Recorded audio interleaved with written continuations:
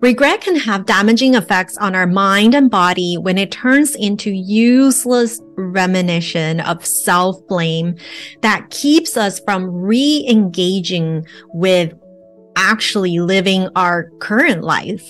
Welcome to my channel. Subscribe and hit the bell if you are all about up-leveling in your business and life so that you get to live an epic life that you deserve. Okay, so today I wanted to talk about how to stop feeling regret, because even at executive levels, even in women who are amazing, doing amazing things in job, in their career or professional life, I still see this recurring theme of feeling shame or guilt due to feeling regret. Okay, so if we want to stop feeling regret, we need to first understand why we feel regret in the first place. Regret is a negative emotion that happens when you believe your past actions or behaviors or decisions, if they were changed, may have achieved a better outcome or result, or especially in your current reality. So regret is often associated with feelings of guilt and shame.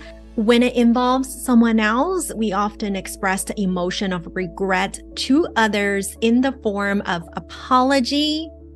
When the regret is in our own decision, we often hold on to these negative feelings for a long time, and therefore, these negative feelings will lead to unhealthy mental health if it's not attended to. Regret can have damaging effects on our mind and body when it turns into useless rumination of self-blame that keeps us from re-engaging with actually living our current life. This pattern can be very repetitive, it can be very negative, and if persistent, can lead to you thinking like having characteristics of depression. The reason why regret feels so awful is because by its nature, it implies that you did something wrong.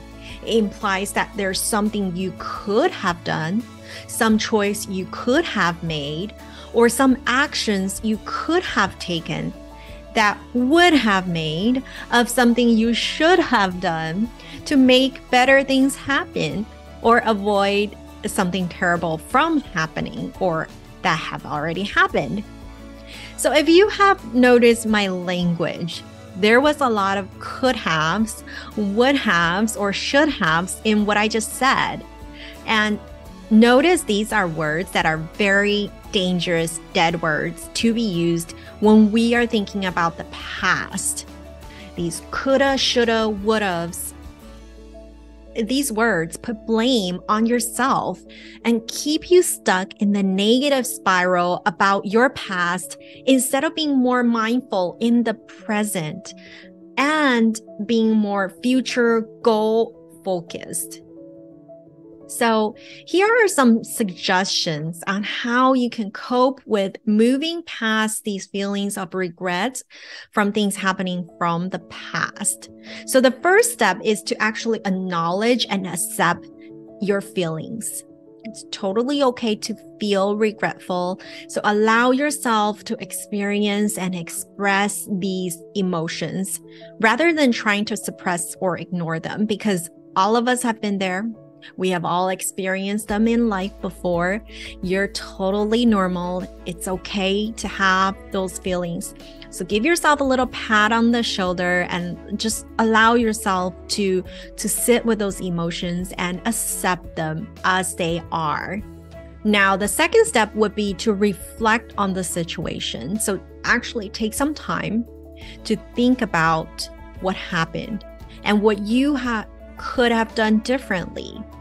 Light a candle, take out a journal, put on some slow music. Just try to be honest with yourself and journal out what could you have done differently.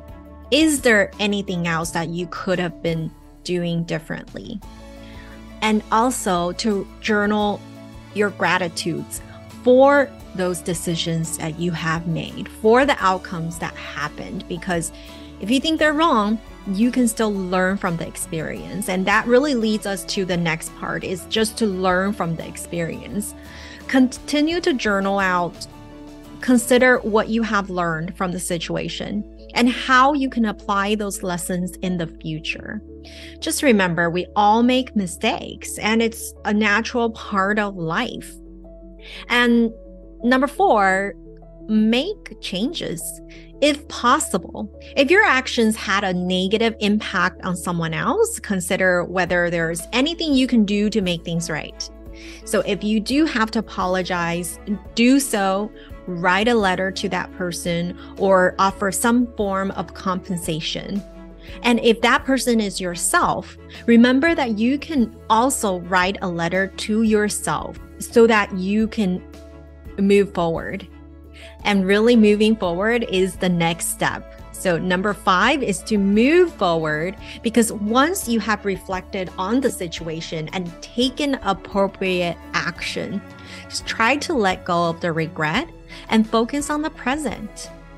It's important to remember that you can't change the past. Yesterday is already history, but you can choose how you respond to it. You can choose what you decide to do today and what you plan to do tomorrow, because tomorrow is a mystery, but today is a gift, and that's why we call it the present. And of course, last but not least, always there's possibility to seek help. So it could be helpful to talk to a trusted friend, family member, a therapist, or a life coach about your feelings of regret. Get support and just a different perspective on, working through your emotions and finding a way to move forward. Because there are certain techniques we have as life coaches, certain techniques and a process that we go through to change and make those mind shifts, because we can go back and check your feelings and thoughts. And in turn, those feelings and results and actions you take will have a different result for you. Comment below if you are going to take certain actions to let go of those regretful feelings from the past. If you resonate with what I said today, DM me at MSLUCYLIU on Instagram or anywhere else social, and let me know what regretful feelings you are ready to let go.